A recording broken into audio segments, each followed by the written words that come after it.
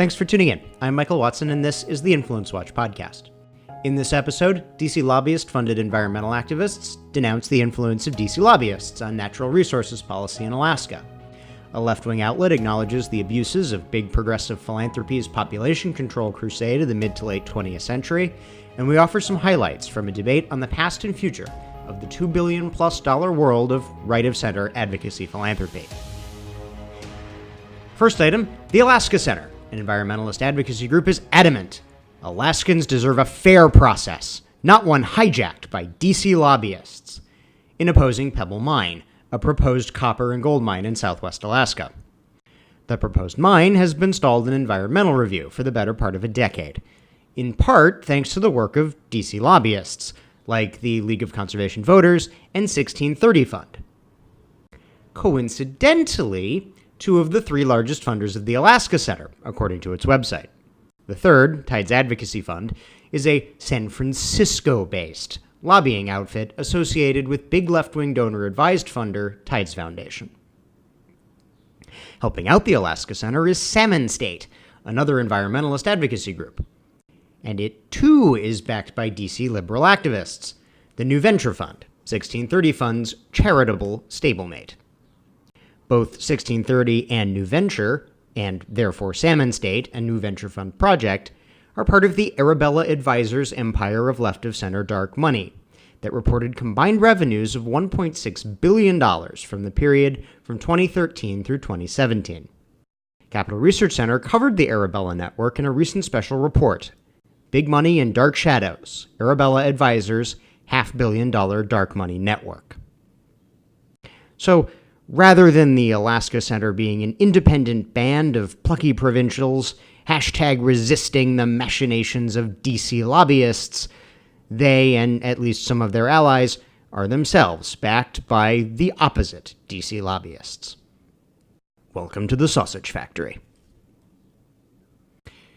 Until fairly recently, aggressive efforts to curb population growth were largely non-controversial, not only in the People's Republic of China, which instituted the notorious one-child policy it only modified a couple years ago, but also in American big philanthropy, which was and remains overwhelmingly progressive liberal, like the Rockefeller Foundation.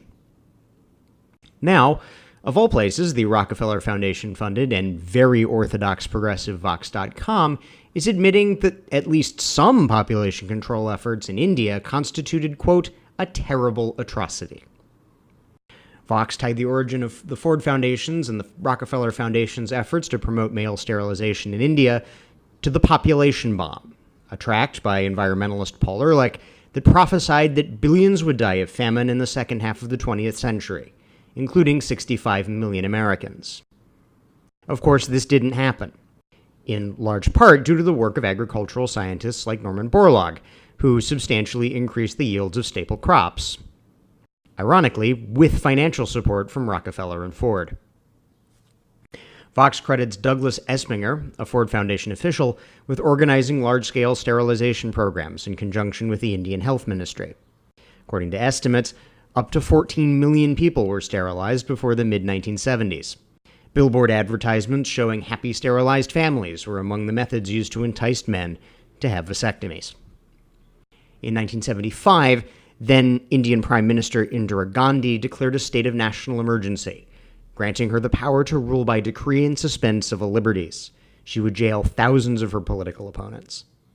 The emergency, as it came to be known, lasted for nearly 2 years. And during the emergency, the Indian government, quote, embarked on a mass compulsory sterilization program. After Gandhi ended the emergency, free elections were held. The Victorious Opposition Alliance had campaigned explicitly against the compulsory sterilization program that Indira Gandhi had carried out using infrastructure in many ways created by big American philanthropy.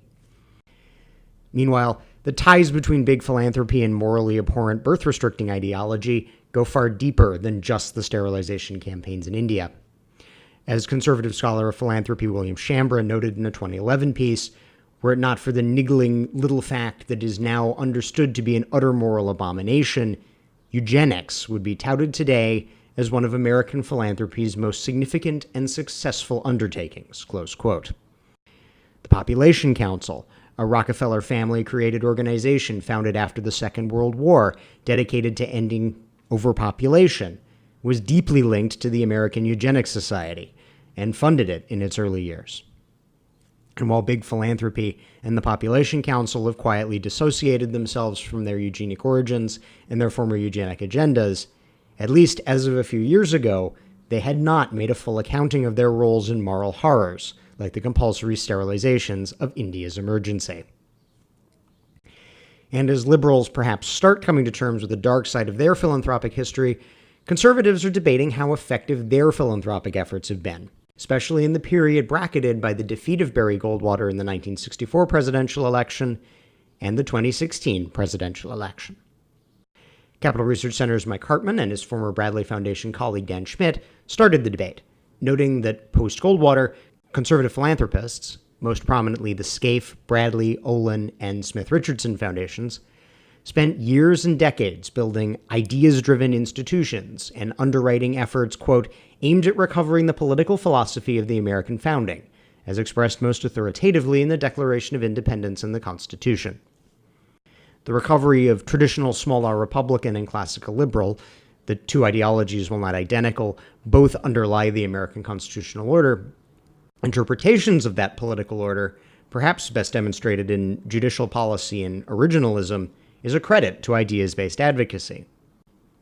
Chamber, in his response, recalled the work of the Bradley Foundation in supporting school choice, and its efforts allowing, quote, parents to choose the schools best suited for their children with public support, and taking, quote, authority away from those experts, and to acknowledge the capacity of everyday citizens, even in the most distressed circumstances, to govern themselves, according to their own moral and spiritual lights, close quote, contrasting that model with the contemporary move towards social scientific policy debate on an election cycle schedule. I'd concur with Chambers that the election cycle schedule and social scientific method, while necessary, blinded conservative philanthropists and policy people alike to the upheavals in society that, while publicly manifested most prominently in the nomination of Donald Trump by the Republican Party, preceded and operated independently of him. After all, the runner-up for the Republican nomination in 2012 was an arch-traditionalist Catholic from the Rust Belt with a strong pro-labor union and pro-protectionism streak. Former Bush administration drug czar John Walters responded, noting the shift towards libertarian ideology and a business-style model of metrics and so-called effective philanthropy within nonprofits. And he likewise warned of the consequences of the universities falling fully into the camp of the left. Of course, the law of metrics is you get what you measure.